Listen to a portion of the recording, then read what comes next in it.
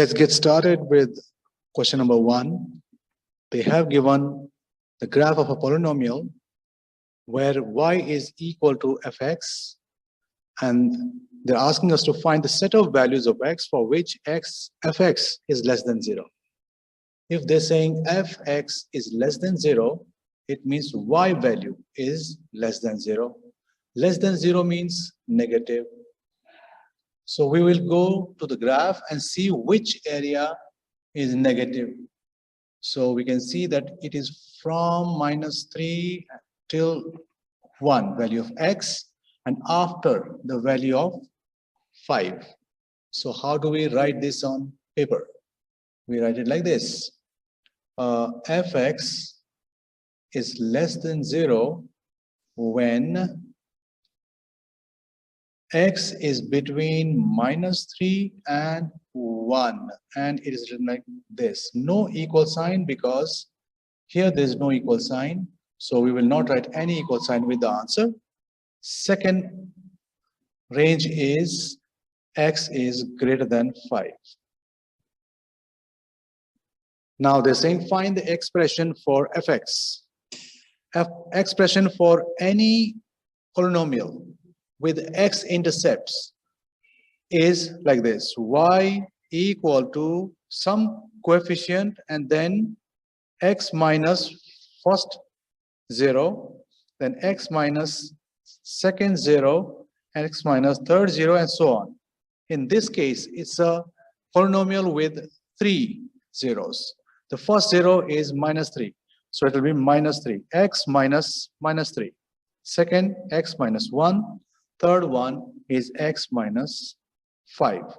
So the equation becomes y equal to x plus 3, x minus 1, and x minus 5. But we can't leave our equation like this. We have to find the value of a. And how can we find the value of a? We have y-intercept here. Can you see?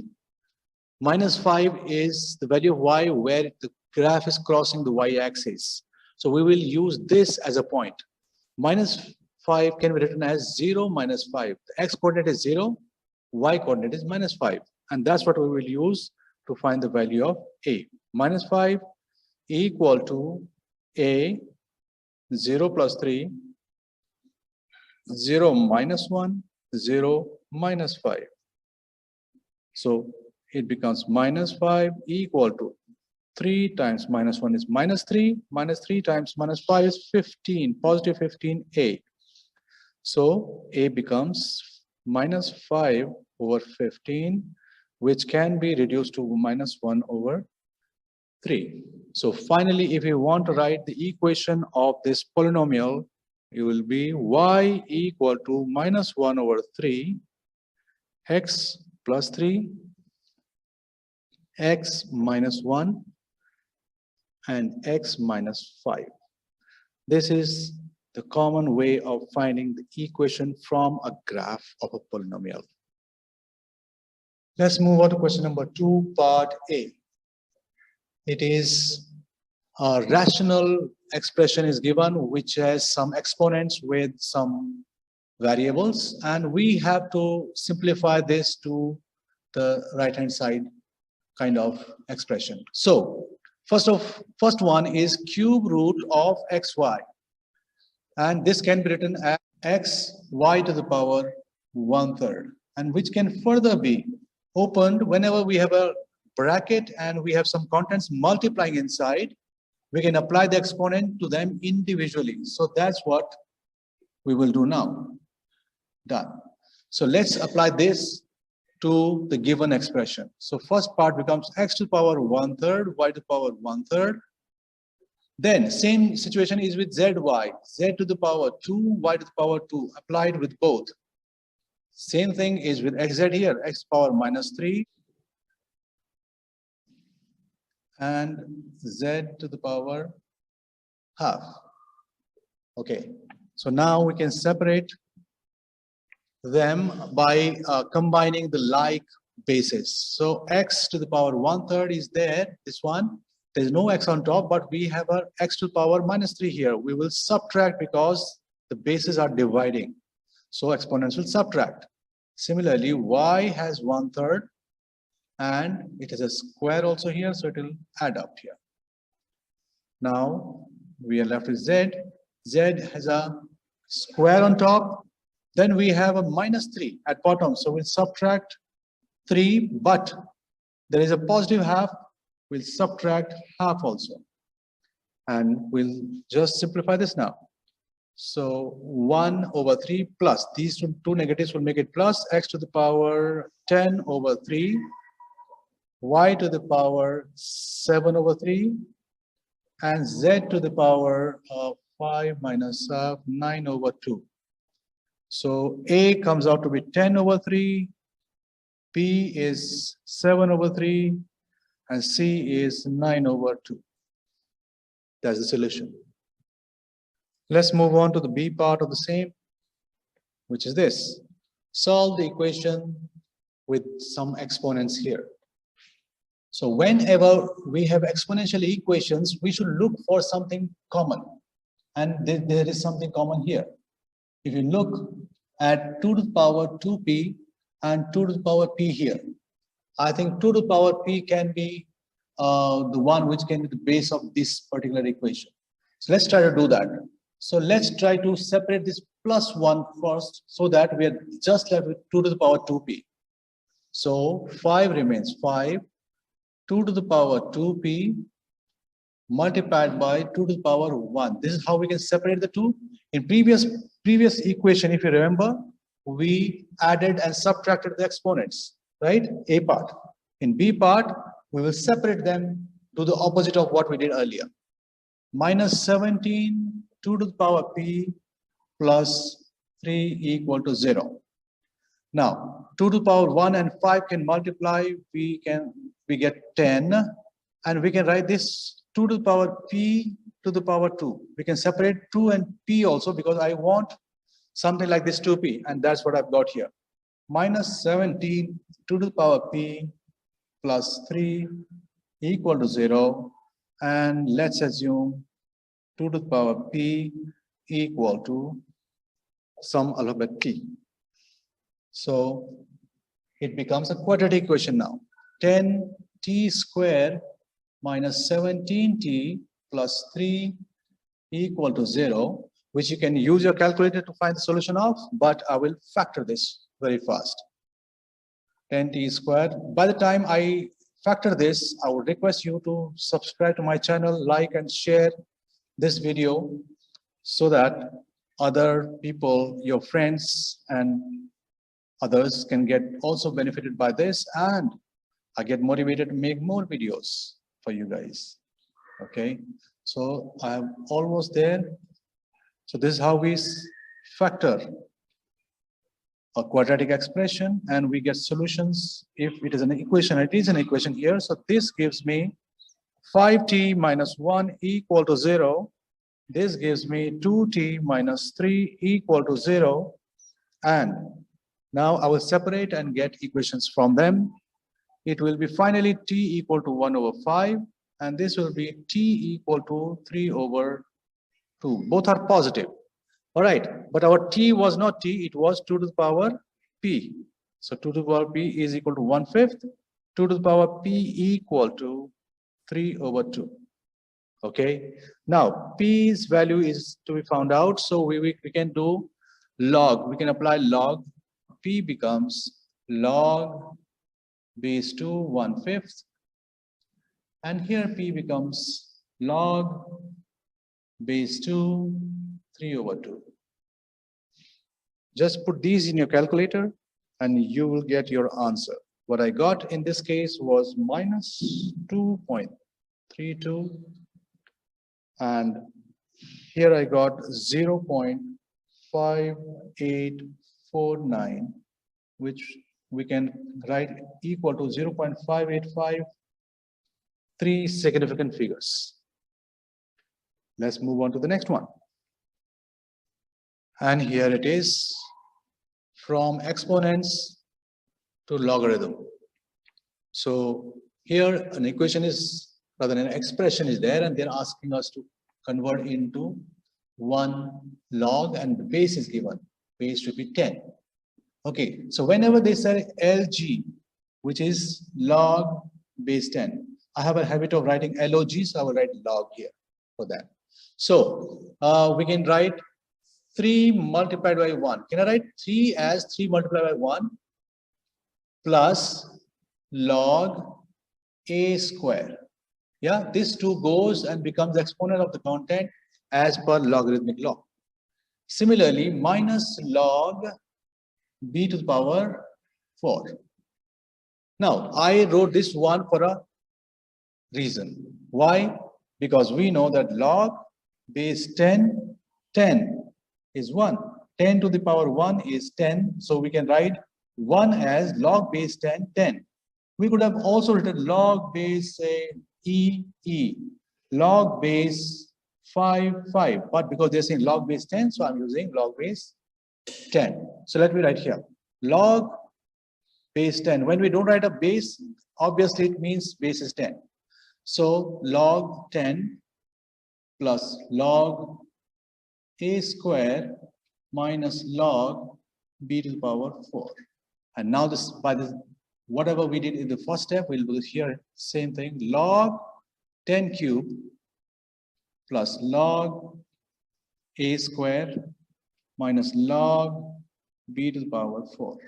And now we can make them 1 log by combining them. 1 log, so once those add up, their contents multiply. So it will become 10 to the power 3 a square. And the one which is subtracting divides the content. So b to the power 4 here. So we can leave it like this, but it's better whenever there's an exponent of a number, we should evaluate it. So final answer will be log of 1000 a square over b to the power 4. B part of the same question is this. They have given a logarithmic equation that they're asking us to solve. The problem in this equation is that the bases are different. One is base A, one is base 4. So I should either convert this base A into base 4 or base 4 into base A. I prefer converting base 4 into base A. Both ways will give you the same answer, so don't worry about that. So 3 log A4 will remain what it is. I will change the other one. So it becomes plus 2 log base A, and the base was 4. I change it to A. But nothing is free in this world. We will have to compensate it. It is compensated by the same base, but the number I change, the original number 4, will become the main number at the denominator. And that's how we compensate. Equal to 7. Okay, so now we have an equation where we have a denominator that we have to remove. So whenever we want to remove in any equation, the denominator, we multiply the whole equation by that denominator. So log base A4, when it multiplies, rather not this one, this log base A4, when it multiplies here, we get 3 log base A4 square, because both of them are same, exactly same. Next, in this part, this denominator will cancel out with this, with the one we are multiplying with, and we'll be left with log 2 log base A. Rather, let me make it an exponent. So this 2 will become the exponent of A. So I'll be left with log base A square. And then 7 log base A4. There's nothing to cancel here, so 7 will multiply with what we are multiplying the whole equation with. Now, look, let's assume now log base A4 is equal to an alphabet m, so that it becomes a quadratic equation. We are left with 3m square. Whenever a base of a log and the main number are same, they neutralize each other. We are left with just 2 here, equal to 7m. And this becomes a quadratic equation, which is 3m squared minus 7m plus 2 equal to 0. And now I will again factor this to find the values of m. By the time I do this, I'll again request you to subscribe to my channel and motivate me to make more videos so that you and the people you share this video with get benefited and we gain the knowledge together. So this is how it is coming about. So the first factor is 3m minus 1. Second factor is m minus 2 equal to 0. If we don't know how to factor a quadratic expression, you can straight away use your calculators. They are capable of doing this, what I'm doing manually. Okay. So whenever two parts are multiplying, we equate both of them individually equal to 0 because they are equal to 0. It is only possible with 0. Please keep in mind, if it is 5 or 6 here, we can't do this. Okay. So this gives us m equal to 1 over 3. This gives us m equal to 2. And the original one was log base a 4 equal to 1 over 3 log base a 4 equal to 2. And to evaluate this, we should get rid of this log first, and this a becomes the exponent. So the base of the exponent on the other side equal to 4. And here it becomes a to the power 2 equal to 4. In this case, we have to cube both sides to get the value of a. So it will be 64 equal to a. This is our first answer. And here we'll have to square root. And a is 2. We will not write plus and minus here. Why? Because logarithm of a negative number is not possible. So we will ignore the negative one, only positive answers. In question 4, we have been given a trigonometric equations for which we have to find solutions between minus pi and pi. So let me show you where is minus pi and where is pi. So if we go this way, this is pi. And if we go this way, same point is minus pi. Right? So basically we have, for negative angles, we have to go this way and clockwise, and for positive angles, we have to go counterclockwise or anti-clockwise. All right. So let's go back to our question once we know this. Okay. Cot 2x plus pi by 3 and equal to square root 3. That's what we can do. Just bring this square root 3 to the right side. And now we know that 1 over cot equal to tan x, or whatever angle you want to write. And similarly, 1 over tan x equal to cot x. That means reciprocal of cot is tan. So I can write tan in place of cot straight away. That means I have reciprocated cot. And that means I have to reciprocate this as well. So I reciprocated both of them smartly. Now, 2x plus pi over 3 will be tan inverse 1 over square root of 3. It becomes a straightforward equation now, but these two things will create trouble. Since ratio tan is positive, that means we will have answers in this quadrant and this quadrant. So because of 2x plus 3, whenever you have such a situation, an angle which is not normal, always start one quadrant before the range. This is 0, and I want to go in positive direction. I should have started from this particular quadrant, but since there is no angle in that quadrant, so we'll start from 0 only.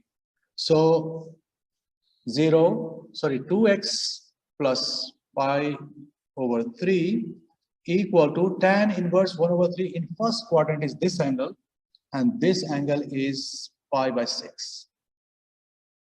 So 2x equal to pi by 6 minus pi by 3, which is again minus pi by 6. So x becomes 5 by 6 divided by 2. So we'll multiply here. That is minus 7. Minus pi by 12.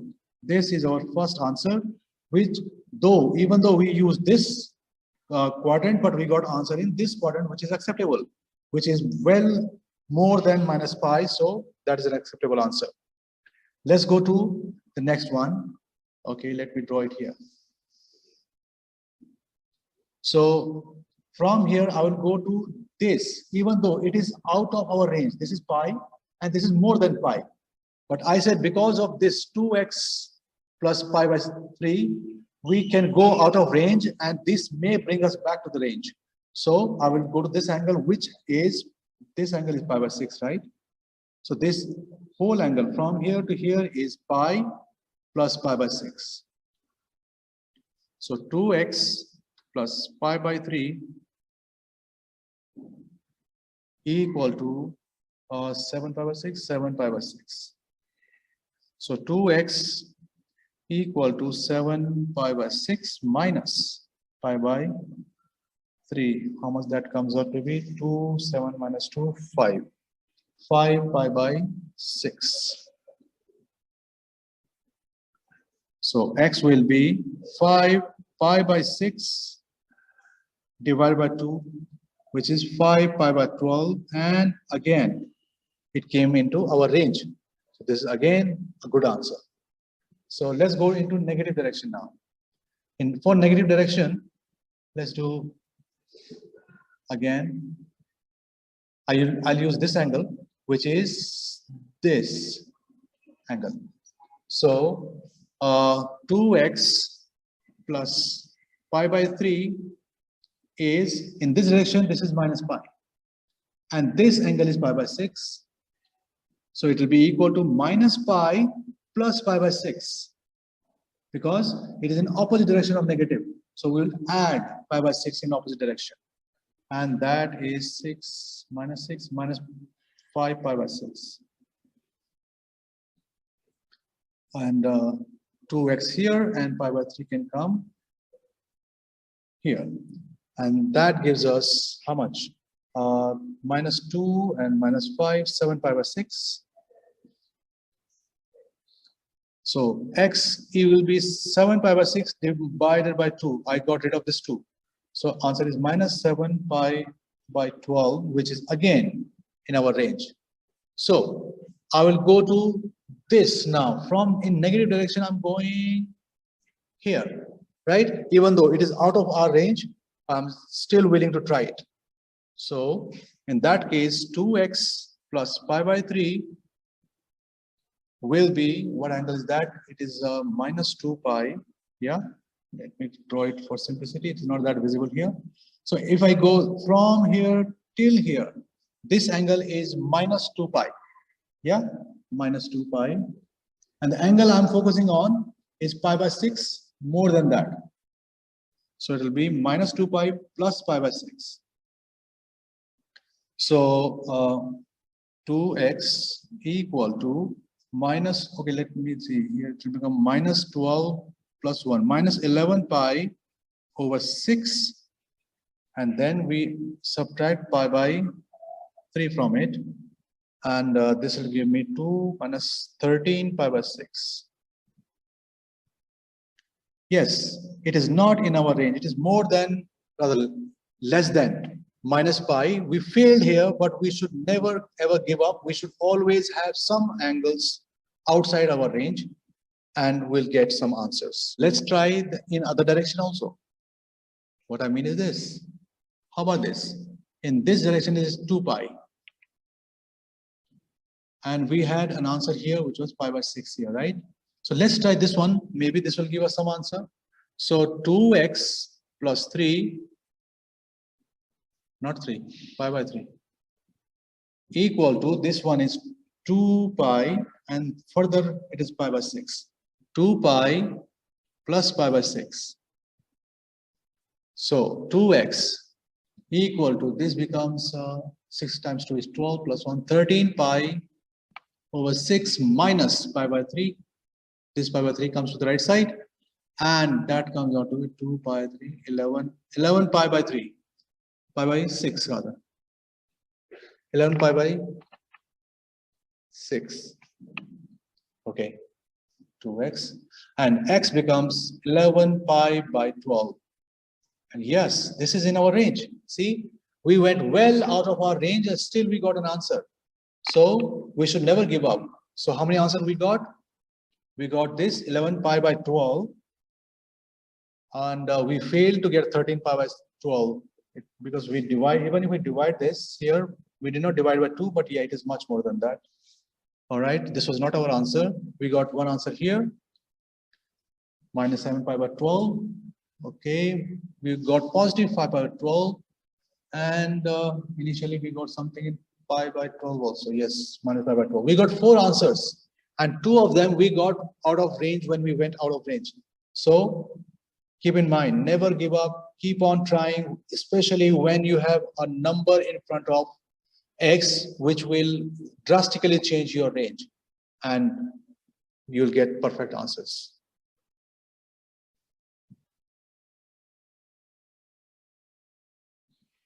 On this note, let's move on to the next question, which is this. Find the possible values of constant c in which the line y equal to c, okay, y equal to c means a horizontal line, is a tangent to the curve this. Y equal to c. If I draw a Cartesian plane, this is a horizontal line. It can be y equal to maybe 5. This may be y equal to minus 3, y equal to 2. So what I understand from this y equal to c is that it is a horizontal line. The gradient of horizontal line is 0. And what else has a gradient 0? The stationary point, isn't it? The stationary point, the tangent at stationary point has a gradient of 0. That means basically they're asking us where what are the y values of the stationary point. And since this is a sine graph, we know a sine graph looks like this. It has only turning points at 2 places, a maximum and a minimum. So by this language of question, they are actually asking you what is the maximum and minimum of this particular equation. So y equal to 5 sine x over 3 plus 4. This 5 is amplitude. This 4 is the axis. And we find maximum by adding axis and amplitude. That's how we get the maximum. So let me draw the rough graph of this and we'll get it. So the axis is 4 for this. So let me draw this. Suppose this is 4. And amplitude is 5. So it will be 5 here. So 4 plus 5, 9. And below this, 5 will be 1, right? No, minus 1. 4 minus 5 is minus 1. So that means our graph will be between these two lines. Can you see? Here the tangent is a horizontal line at maximum and minimum only. And that's why our y equal to c. They said maximum will be 5 plus 4 equal to 9. Minimum similarly will be, axis is 4 minus 5 equal to minus 1. So y equal to c. C has 2 possibilities, 9 and minus 1. These are the only 2 values where the horizontal tangent is possible. Move on to the next. Okay. So they have cautioned us not to use calculator in this one. The polynomial is this one, where a and b are integers divisible by 2x plus 1. That means the remainder is 0 when we divide by 2x plus 1. When px is divided by this, the remainder is minus 24. All right. So we are going to use remainder theorem in this.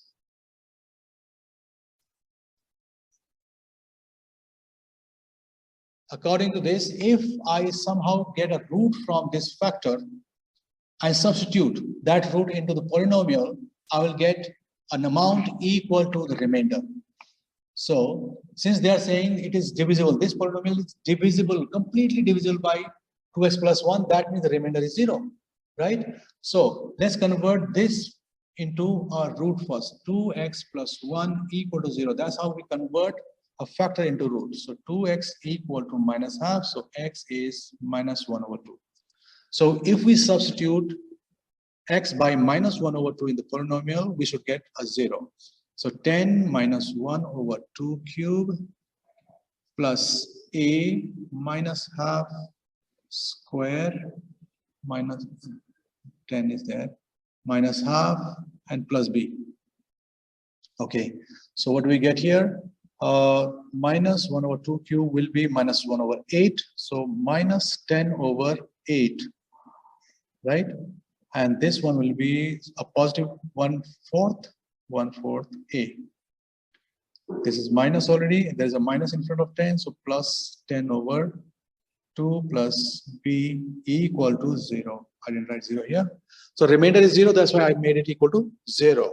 And now let's simplify this and get an equation out of this. So 8 is the number which is divisible by all of them. So let's multiply whole of the equation by 8. So when I multiply 10 by 8 with 8, I get just 10. So minus 10. When I multiply 1/4, this 4 will cancel with 8, 2. So it is 2a here. This 2 will cancel with 8 and give us 4. And 4 times 10 is 40. Plus 8b equal to 0. And let's keep 2a plus 8b here, and 40 minus 10. 30 will go to the other side, minus 30. And let's simplify further this by dividing each content by 2. We get a plus 4b equal to minus 15. So we got this equation because of the fact that 2x plus 1 was a factor of the polynomial. But x plus 1 is not. When we substitute this, we should get a remainder of minus 20. So let me put it here so that I can see it. All right, p minus 1 now, because the factor, not factor, but this is the one which is multiplying them, make it equal to 0, x equal to minus 1, and that's why I'm substituting minus 1 in the polynomial, equal to 10 minus 1 cube plus a minus 1 square minus 10 minus 1 plus b equal to negative 24. That is the remainder when we substitute minus 1. And this will give us another equation. So that gives us minus 10. This will be positive a because of square, negative will become positive, plus 10. Okay, got cancelled out. Then we have plus b equal to minus 24. So that gives us a plus b equal to minus 24. And let's write the other equation under this. A plus 4b was equal to minus 15. Just subtract this equation from the other one. So a minus a will be 0. B minus 4 will be minus 3b. And minus 24 minus 15 will be minus 9. And that gives us b equal to minus 9 over minus 3, positive 3. And we have to find a. We can use this equation to get a. So a plus 3 equal to minus 24. A equal to minus 24 minus 3 minus 27. A is minus 27. B is 3. Let's see what next part is asking. Okay. Find an expression for px as the product of 3 linear factors. By now, we know only one linear factor, which is 2x plus 1, which is fully dividing the polynomial.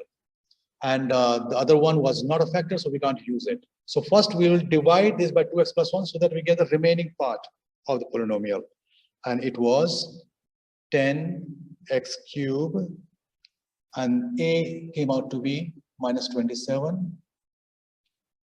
X, okay, square.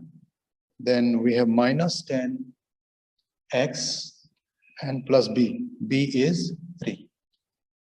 So let's divide it. 2x needs how much to get this? 5x squared. So let's type 5x squared here. It becomes 10x cubed. When 5x squared multiplies with plus 1, we get plus 5x squared here as well. They cancel, but they add up. Minus 32x squared minus 10x plus 3. Now I need minus 16x to get this, 16x. So it becomes minus 32x squared and minus 16x times 1 will be minus 16x. Again, this will be plus, this will be plus, cancel out, 6x plus 3. And I will need just 3 now, plus 3, and we'll get 6x minus 3 cancelled out. We got the remaining part of the polynomial, which is 5x squared minus 16x plus 3. This is the quotient. 2x plus 1 was already a factor. We just have to factor this and we'll get the remaining 2.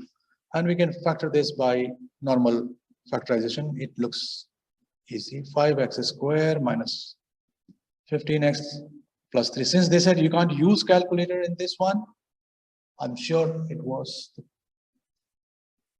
Yes, you can't use calculator. Then you must know the method I am factoring this with.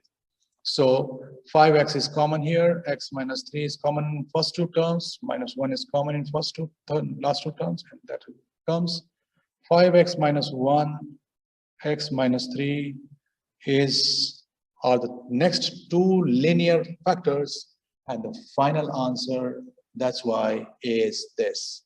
2x plus 1 was already there. 5x minus 1 and x minus 3 are the next two. These are the three linear factors of the given polynomial. There is one more part to this. Let's move on to that one. Write down the remainder when px is divided by just x. Can I write x as x minus 0? That means if I substitute 0, whatever left is the remainder. I don't know why they asked such an easy question here, but maybe they wanted to confuse the candidates. Okay, so my P0 will be 10 0 cube plus minus 27 0 square minus 10 0 plus 3. 0 0 0. Answer is 3 is the remainder. Question number 7 is based on vectors. It shows a diagram where we have position vectors OA, OP, and OC.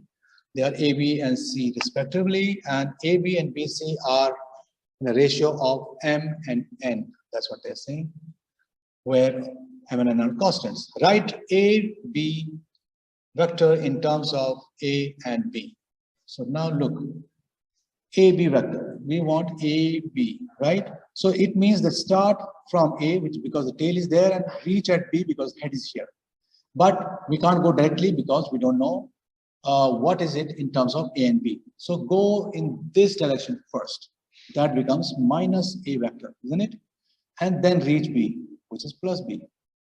So you can write this as B minus A. That is AB vector.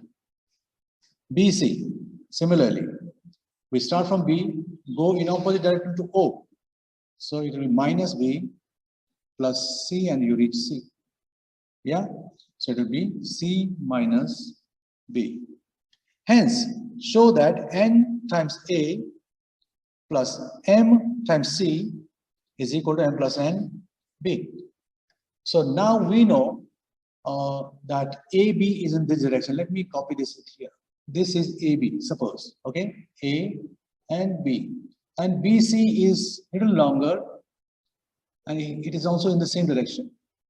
So we can see that they are in a ratio of M and N. That's what they're giving.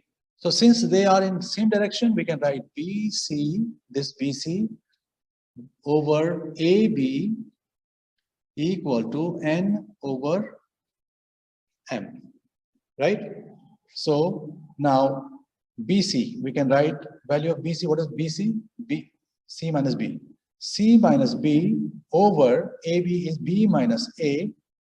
equal to n over m. And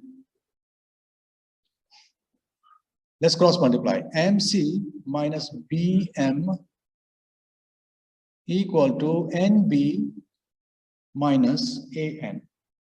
And we want this. So NA should come to the left side. So let's write it NA. Okay, and MC is already there. So write MC here equal to NB plus BM, right? Just rearrange them. So NA plus MC, and take B common out of this, N plus M, and we showed that. One thing we want to know, that whenever we divide this, a vector cannot be divided by a vector. But because they are in same direction, that's why we know that vectors will be in a ratio. And that's why we divided them. Otherwise, keep in mind, vectors cannot be divided. Let's go to the next one, which is this. Given that it has nothing to do with the A part, it has a different relationship here. So this sign is called lambda, and this is called mu.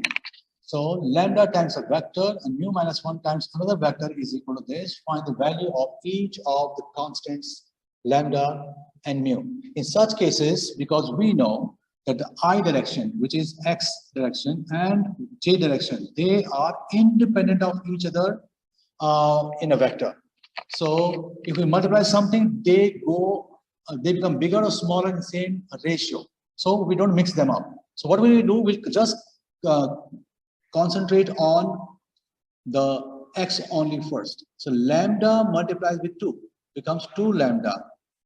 Mu minus 1 plus mu minus 1 multiplied with minus 4. That is the I direction.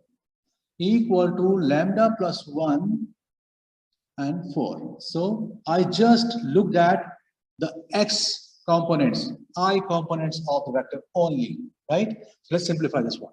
2 lambda minus 4 mu plus 4 equal to 4 lambda plus 4. All right. So, okay, plus 4 is here, plus 4 we can cancel out. Wow. So this 4 goes to the left side. It becomes 2 lambda minus 4 lambda. And this 4 mu will go to the other side, 4 mu. Minus 2 lambda equal to 4 mu, and divide both sides by minus 2. Lambda is minus 2 mu. Let's see what we get from the Y component. Lambda multiplied by 1 here, plus mu minus 1 multiplies with 7 equal to lambda plus 1 multiplies with, you guessed it right, minus 2. So simplify this as well. Lambda plus 7 mu minus 7 equal to minus 2 lambda minus 2. Now we have the lambda's value in terms of mu. Let's substitute. It is 2 mu. Minus 2 here. 4 over minus 2 is minus 2. I'm sorry for that. So minus 2 mu plus 7 mu minus 7 equal to minus 2 times minus 2 mu minus 2. So let's put numbers on the other side. 7 goes on the other side, and this mu comes here. We already have 5 mu here. And this minus 2 mu is multiplied with minus 2, becomes plus 4 mu on the other side. But when it comes here, it becomes minus 4 mu. All right. 7 becomes positive, minus 2 is minus 2. So mu is 5. We got lambda now. So lambda will be minus 2 times 5 minus 10. So we got both lambda and mu.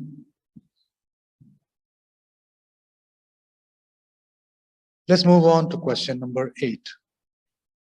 Okay, this is the one. A 5-digit number with 0, 1, 4, 5, 6, 7, and 9 is to be made. And no digit may be used more than once in any of the 5 number digits.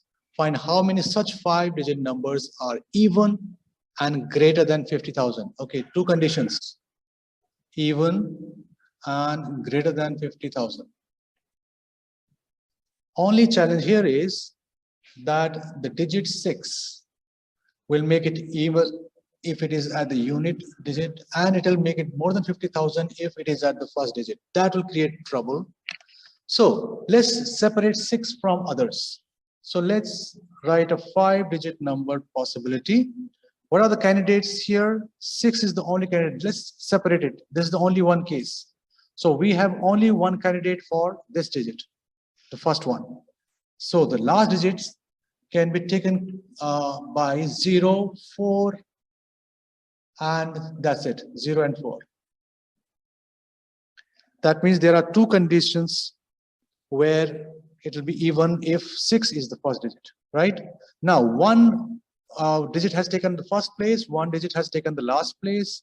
So out of 7, 5 are left for the second place, 4 for the third place, and 3 for the fourth place. And if we multiply all of them, they give us the combined possibilities, and there will be 120 possibilities. Let's see what are the other possibilities. So now 6 we have taken care of. The digits which will make it more than 50,000 will be 5, 6 is gone, 7, and 9. There are 3 possibilities at the leading digit.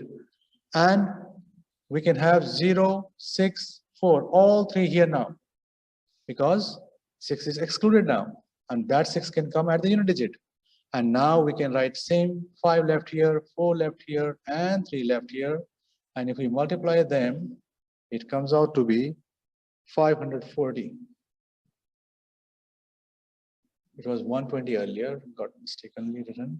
Okay, so just add, either this will happen or this will happen. When we have two mutually exclusive cases, we add them. So 660 is a total. These number of 5-digit numbers can be found.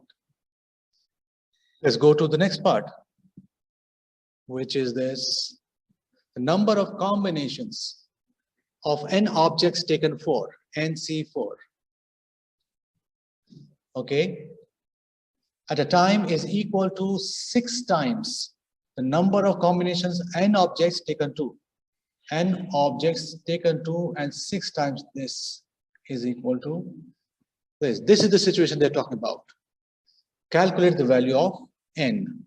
So for that, we have to use the formula for NCR.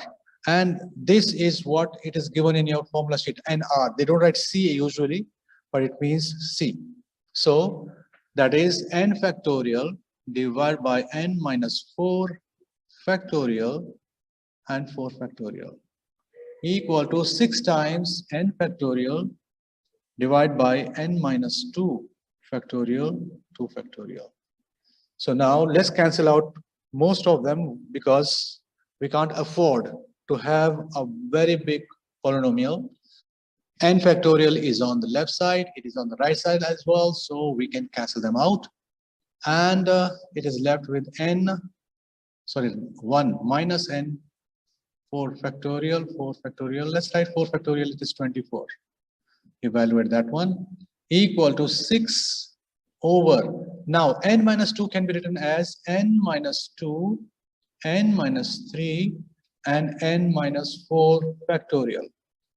Okay? And then we have 2 factorial, which is just 2. Why did I stop at n minus 4 factorial? Because n minus 4 factorial is here, which can get cancelled out. So factorials are ruled out, and now we can do the cross multiplication and everything will be okay. So 24 will multiply with 6, that will be 144. And n minus 2, n minus 3 come on this side. And there is 2 also, let's keep it here only. So if I open this bracket, it will be n square minus 5n plus 6 equal to 72. And if you bring 72 to the left side, it will become n square minus 5n minus 66. And now it's a quadratic equation. We have solved so many in this paper. Similarly, I will just factor this and find the values. So it will be this way.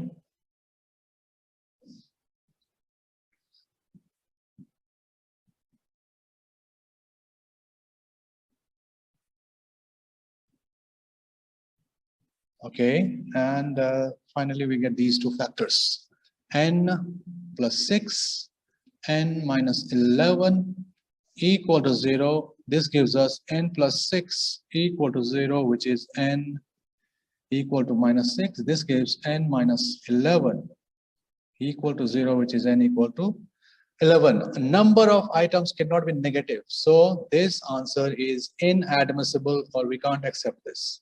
Okay, so ignore this. So what is our answer? Our answer is n equal to 11. Okay, what's next?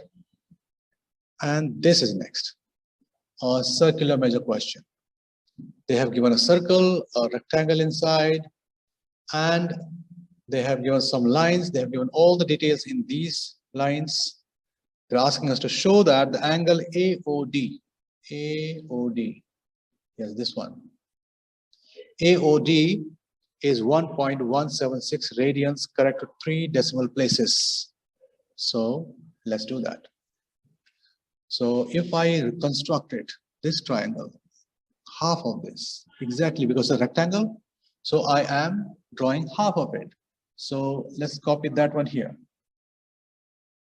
If I find this angle and later I double that angle, that will be my angle AOD, right?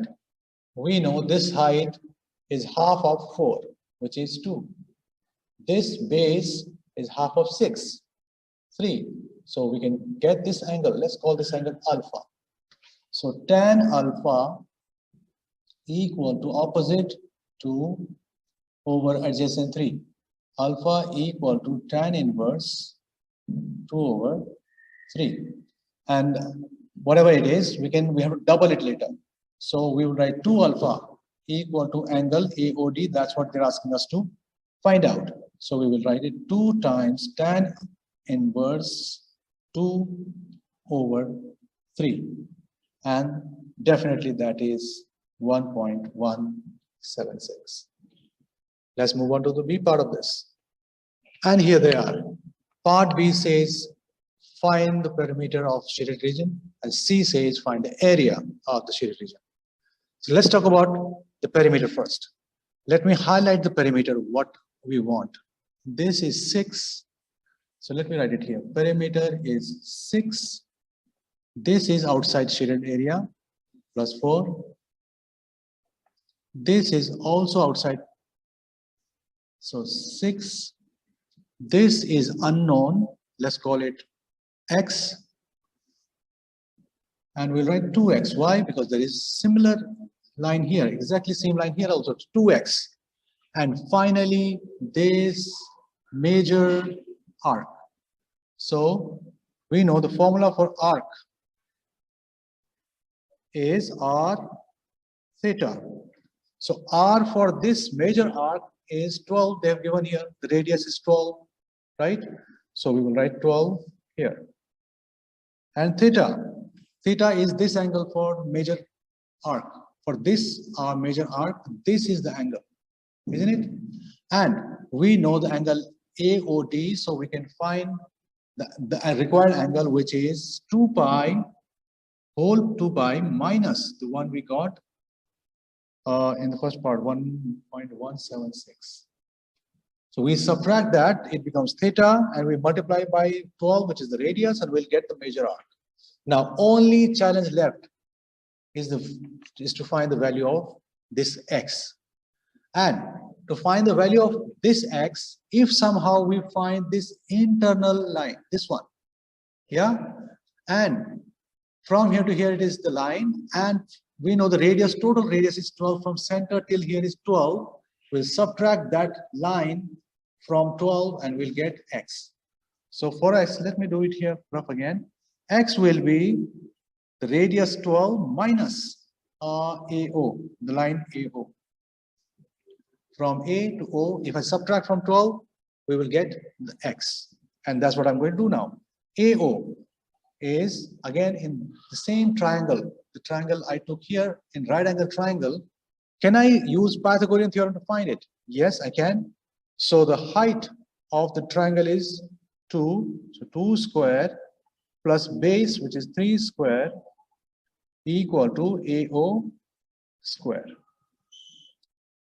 That's the hypotenuse. So let's do it. It is 4 plus 9 equal to AO square. So 13 equal to AO square. And if I want just AO, square root both sides, square root 13 is the side. All right, we got all of them now. So in place of this 2x, we will write now the one we got there, 12 minus square root 13. Okay. So let's add, if we can add 6 plus 4 is 10, 10 plus 6 is 16. So perimeter is 16 plus 2 times x, x we just got, 12 minus square root 13, and then we already have plus 12 times 2 pi, 24 pi, minus 12 times 1.176. So let's put this whole thing in our calculator, because all of them are numbers, we'll get our answer. By the time I do this, I would request you to subscribe to my channel, like and share this video, share with your friends, so that they also get benefited, and I'm motivated to make more videos for you like this. Okay, when I used my calculator, I got 94.075. But we have to give it to 3 significant figures, so 94.1 centimeter is the perimeter. Let's talk about the area now. So let me shade the area. I hope it is visible in the video, but I will still shade it. So this is the area they're asking us to shade, the one we found the perimeter of. Okay, this is the one. Okay, that means it's a full circle. From that circle, we have removed this rectangle, and we have removed this strange looking part of a sector, right? If we remove this part and this part, our shaded area will be left out.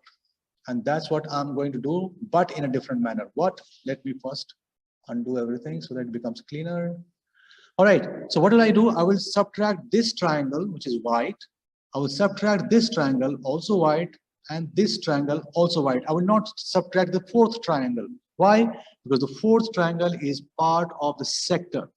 So I will subtract the sector and 3 triangles. And that's how I'm planning to get the area of the shaded part. Okay, so let's focus on this triangle first, which is equal to this bottom triangle. So I'll find the area of one triangle and we'll double it. So let's find the area of triangle ABO. ABO will be half base is 6, and height is this much, which is half of 4, which is 2. So cancel 2 and 2, 6. 6 centimeter is the area of this one. 6 centimeter will be the area of this triangle also. And let's find the area of, let's write here, area of BOC. That triangle has a base of this one, which is 4. And height is this one, which is half of 6, 3. So 3 times 2, 6. So it also comes out to be 6. Interesting. So 18 centimeter square is already out. Now left is this sector. And for the sector, I will go somewhere else and find it. What is the angle? Angle is known to us, and radius is also known to us. So area of the sector is half theta r square, which is, theta is known to us. It was AOD, which is 1.176, and radius is 12 square. Yeah, radius of the sector is 12 square. And let's subtract everything from the area of a circle. So area of the shaded part is area of the circle, that's what we decided, minus area of the sector minus 3 times area of each triangle. We saw that all of them came out to be 6, and let's evaluate them. Area of a circle is pi r square, so pi r is 12 for that circle, minus area of the sector, we just got it, minus half 1.176, 12 square minus 18. Just we have to put this in our calculator, and we'll get the area of the shaded part. The one I got is 349.71, but 3 significant figures will be 350 centimeters square. Next question. It is based on a graph, and they have given the equation of the curve on the graph. We can see it here, all right, and then they have given a line, this one, all right, and the equation of the line is not given, but they have given some more information that the x coordinates of A and B are -1 and 2, all right. Find the exact y coordinates of A and B. Since both of them lie on the curve, and we know the equation of the curve, we can just simply put the x coordinate, we'll get the y1. So let's put x equal to -1 first. So y equal to 1 over -1 plus 2 square plus 3 over -1 plus 2. That comes out to be 1 square, so it will be just 1 plus 3 over 1, 3, 4. 4 is the y coordinate of this point. So the coordinates become -1, 4. Let's talk about the other one, which is, let me do it outside, y equal to, x equal to 2. So y will be 1 over 2 plus 2 square plus 3 over 2 plus 2. So it comes 1 over 16 plus 3 over 4. And it comes out to be 13 over 16 if I add them. All right. Next part. Find the area of the shaded region enclosed by AB, the line AB. Let's look at the graph. And the curve, giving your answer in form of PQ minus ln of R, where PQ, R are integers. Basically, shaded area they are asking. So we can see that it's a trapezium, big one. Let me highlight that one. This line, this, and this, that's a trapezium. So if we find the area of trapezium and then we subtract the area under the curve, the equation for which is known to us, we'll get the shaded area. So let's find the area of trapezium first. I hope you know what is the area of a trapezium. It will be half first parallel line, second parallel line, we add them and multiply by the distance between them, which is called height. Okay, so in this case, what is the first parallel line? Let's call this one as first parallel line. The y coordinate is 4, that will become the first parallel line 4. Plus, this is the second parallel line and it was 13 over 16. Multiplied by height, the distance between -1 and 2 is 3.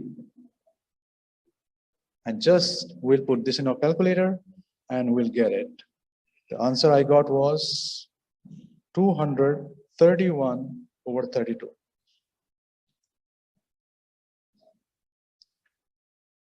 All right, next we have to find the area under curve. So the area under curve is found by integration, rather definite integral.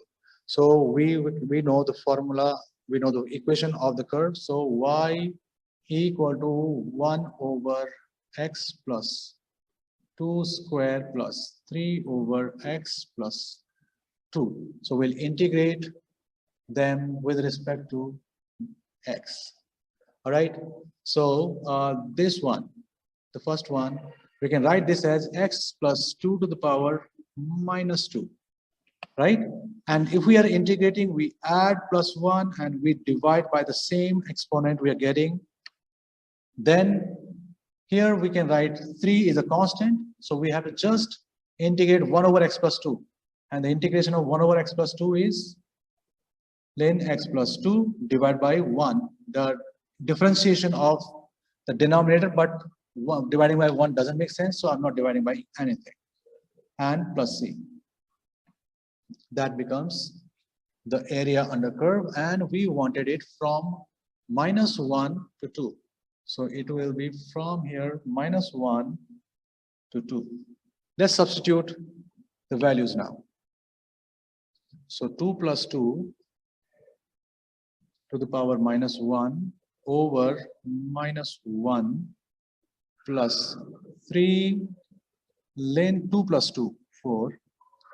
Plus c minus we have here minus 1 plus 2 to the power minus 1 over minus 1 plus 3 ln minus 1 plus 2 is 1 and plus c. Both have c's, we can cancel them, and here we get 4, and because of this minus 1 it becomes a denominator, it becomes minus 1 over 4 plus 3 ln 4. Okay, now here we have 1, so 1 to the power anything is 1, so it will be just 1. Why? This minus and this minus 1 will make it plus 1, and ln 1 is 0, so this is also gone, whole thing. So whatever that gives us 3 over 4 plus ln 3 ln 4. Okay, and now this is the area under the curve, and earlier we got the area of the trapezium, which was how much? 231 over 32. Let's do it here. 231 over 32 was the area of trapezium, and now we have to subtract what we got just now, which was 3/4 plus ln 3 ln 4. Just put this in a calculator and you'll get your answer. What I get is 231 over 32 minus 3/4, which is 207 over 32 minus 3 ln 4. Okay, we can do this one. 3 becomes the exponent of 3, so it is ln 64. Finally, the answer should be, they're saying exact values, right? Yes, because they are integers. P, Q are integers. So P is 207. Let's write here. P equal to 207. Q is 32, and R is ln, only the R we need, right? 64. 4 cube is 64. That's why it is 64. This is the answer I got. Question number 11 has given a VT graph, and there's details of that graph in these 5 lines. They're asking us to find the acceleration when time is 12. Please pause the video, read the detail, and then we'll proceed after a few seconds. All right. The acceleration of t equal to 12. This is 10, this is 25, 12 will be somewhere here. And we know here we have a horizontal line. And whenever we have a horizontal line, the gradient of a horizontal line is 0. And acceleration is the gradient of a VT graph. That means the acceleration is 0 meters per second squared. There is no acceleration. Next part. Let's write it here. Find the acceleration when t is equal to 50. All right, 50 will be somewhere here, right? Just before 55 seconds, 50 is here. So whatever is the gradient of this line will be the gradient at 50. And to find the gradient of the line, what do we need? We need the coordinates of 2 points. Do we have coordinates of this? Yes, 35, 60 are the coordinates of this point. The coordinates of this point are 55, 0. Find the gradient of a line with the coordinates, which is y2 minus y1, right, over x2 minus x1. Here it will be v2. Let's say v2 is 60 minus v1, 0, over t2, 35, minus t1, 55. All right, 60 over minus 20, which is minus 3 meters per second square. That's the acceleration at t equal to 50. Next, find the total distance traveled by the particle. Okay, so the total distance is the area under the curve. So let's find the area of this trapezium first. That will give us the area under this curve, this part of the curve. So area of trapezium, first parallel line will be this, which is from 10 to 25, 15. Second parallel line is from 0 to 25, 25. And the height is how much is the distance between parallel lines, which is 30. So 2 and 30 cancel out, and 15 plus 25 is 40, multiplied by 15 will be 600 meters. Let's talk about the next one, which is this trapezium. This is also a trapezium, yes or no? So let's find the area of this part, okay, which will be half again. First parallel line this time is 30, this one. These lines are parallel. Second parallel line is the tall one, which is 60. And the height is the distance between them, which is 25 till 35, 10. So this cancels here, 30 plus 50, 90 times 5 will be 450 meters. And finally, we're left with this triangle. Yes, and this triangle will be half, base is 35 to 55, 20, height is 60, and that becomes 600 meters again. Yes. So total distance equal to 600 plus 450 plus 600, which is 1650 meters. Move on to the next part. Okay, that is a particle Q travels in a straight line such that the velocity is given by this. So let me write it here. V equal to 4 cos 3t minus 4. Okay, find the speed of Q when t is 5 pi by 9. So we will just substitute t by 5 pi by 9 and we'll get it. Let me do it here. V equal to 4 cos 3 times 5 pi by 9 minus 4, which comes out to be minus 2 meters per second. But since they have used the word speed, speed is not a vector, so we will write speed is 2 meters per second, negative is not needed. Find the smallest positive value of t for which the acceleration of q is 0. So from acceleration is 0, from velocity equation, we have to get acceleration equation first and make it equal to 0. So acceleration is the differentiation of velocity equation with respect to time. And if we differentiate this, 4 will remain 4. And then we will differentiate cos 3t, which will become minus sine 3t, multiplied by the differentiation of the angle, which is 3. Differentiation of 4 will be 0, so we will not even look at it. So it is how much? 12 minus 12 sine 3t. Okay, so now we have to make it equal to 0. So if we make it equal to 0, we can get rid of minus 12 by dividing both sides by minus 12, gone. Sine 3t equal to 0. Now, 3t will be sine inverse 0, which is, if you use your calculator, it will be 0. But we can't use 0 because in question, let's see, find the smallest possible value of t for which acceleration of q is 0. So because of positive, we can't use 0. We have to use a number which is greater than 0. And we know the sine angle looks like this, sine graph. So 0, sine is 0 at 0. Next, sine is 0 at pi and then at 2 pi. But this is the smallest value. So pi will become the smallest value for 3t. So 3t is equal to pi, and that's why t will be pi divided by 3. And the final part of this question is find an expression for the displacement.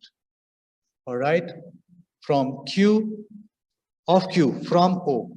So we have to get displacement from velocity equation, which was 4 cos 3t minus 4. 4 cos 3t minus 4 is velocity. If we integrate velocity with respect to time, we get displacement equation, which will be the integration of cos 3t minus 4. Has to be a different one, right? Because 4 is not with this. Okay, so this becomes s equal to 4 remains 4. The integration of cos 3t will be sine, positive sine 3t, and this time divided by the differentiation of the angle, minus 4t plus c. Now we have to find c. Without that, this particular expression or equation for displacement is not complete.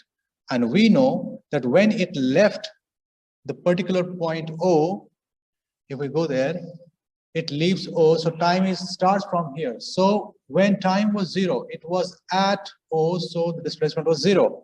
We will use this fact to get the value of C. 0 equal to 4 sine 3 times 0 over 3 minus 4 times 0 plus C. This becomes sine 0, and sine 0 is 0, so this whole thing is 0. This is already 0, so C is 0. It was not needed, it is insignificant. So our equation remains S equal to 4 over 3 sine 3t minus 4t and no C.